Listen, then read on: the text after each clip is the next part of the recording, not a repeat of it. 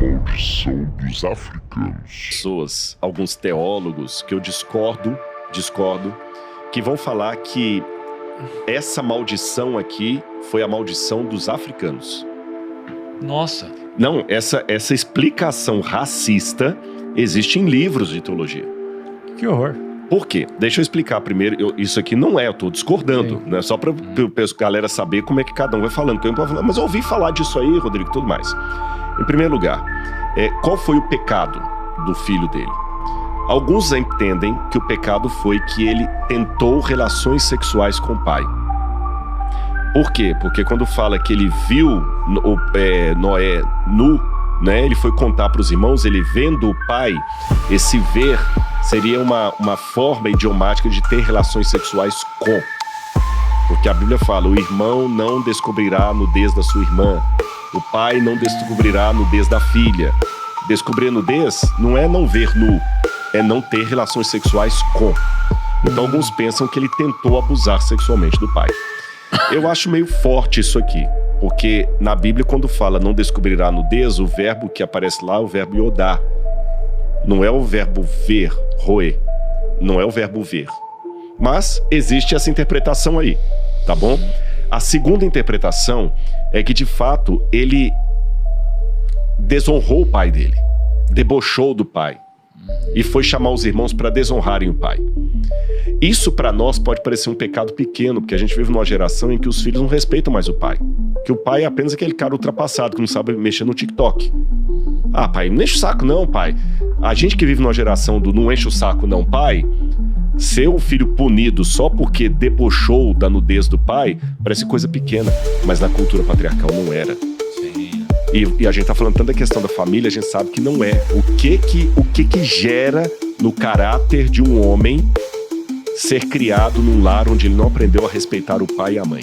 É porque pensando agora, a gente contou toda a história de como Noé criou bem os filhos, que só tinha uma esposa, e foram junto pra arca, e aí quando sai dá uma dessa. Dá uma dessa e o filho vai, louco, né? E o filho vai e pensa que por causa dessa situação do pai, ele pode botar o pai pra baixo. Então isso é sério. Na nossa cultura parece banal, mas na Bíblia é sério. Então eu acredito que foi mais um desrespeito do pai do que uma questão sexual. Agora vem a questão do racismo. Noé amaldiçoou Canaã. Aí, na distribuição dos filhos de Noé, acredita-se o seguinte, tem uma coisa muito interessante da arqueologia. Quem inventou a escrita? Os sumérios, que viveram ali entre o rio Tigre e Eufrates. Os sumérios inventaram os primeiros documentos escritos da humanidade. Os sumérios inventaram a roda, os sumérios inventaram a política, inventaram a cidade, inventaram a matemática. Os sumérios inventaram também a escrita e os primeiros relatos históricos. Quando você traduz os primeiros escritos da humanidade, sabe o que os sumérios contam? Quem somos nós que inventamos a civilização? Nós somos os descendentes daqueles que sobreviveram ao grande dilúvio, que por sua vez são descendentes daqueles que moravam no jardim paradisíaco de Éden. Nossos pais perderam o jardim paradisíaco porque comeram uma comida proibida. Os deuses mandaram um dilúvio sobre a terra e matou toda a terra. Somente Utnapishtim, segundo um relato, ou Atrahasis, segundo o outro, sobreviveu e nós somos os herdeiros deles. Olha que interessante. Essa história está nos primórdios da humanidade. E o que é ali o Golfo Pérsico? A região da Mesopotâmia. O pessoal vem da região da Armênia, migra para lá, fica entre dois rios, batizam esses rios com o mesmo nome dos rios do Éden, Tigre e Eufrates, igual tem Novo Hamburgo, Nova Friburgo, Nova Odessa, batiza com os mesmos nomes e ali começam as primeiras cidades da humanidade. Exatamente o que a Bíblia coloca.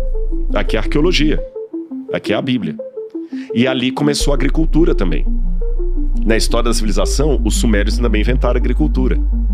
Então, eu suponho que Noé saiu da arca, vieram como caçadores-coletores, caminhando, chegaram na região do Golfo Pérsico com os rios ali, aqui a gente dá para sentar e ficar. Começaram a plantar, colher. Noé fez isso. Aí os descendentes de Noé começam a espalhar. Os jafetitas vão dar origem aos primeiros indo-europeus, que vão desde a região do Extremo Oriente para a região da Europa, os indo-europeus, a Índia, indo-europeus. Os jafetitas. Os camitas vêm para a região da África. e povoam a África. E os semitas ficam na região da Ásia ali como nômades. Os semitas que vão dar origem aos elamitas, aos babilônios, aos hebreus, aos cananitas. Você entendeu? Agora, olha que interessante. Aí fala assim, a Bíblia diz que bendito seja o Senhor Deus de Sem, Canaã lhe será servo. Isso aqui é a razão pela qual a África se tornou escrava no mundo inteiro.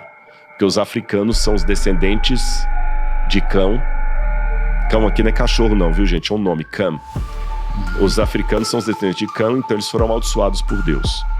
Isso aqui é explicado por aí, mas isso é uma coisa que eu ojerizo. Não tem base essa explicação racista.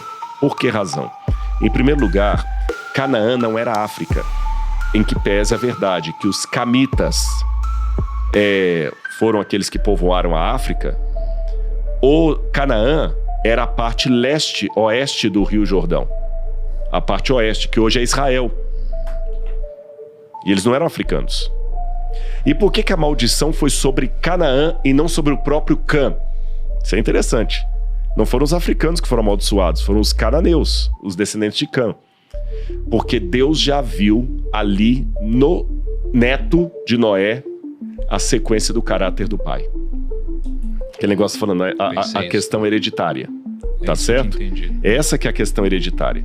Então, para mim, essa maldição aqui foi apenas a questão de conveniência hereditária. Canaã realmente foi um lugar cheio de problemas de toda a natureza, você pode imaginar, mas não é correto dizer que os negros foram escravizados porque eles são frutos da maldição que Deus deu a Noé. Tem gente ensinando isso por aí, mas isso é racismo, isso é errado e não condiz com o texto bíblico. Muito bom.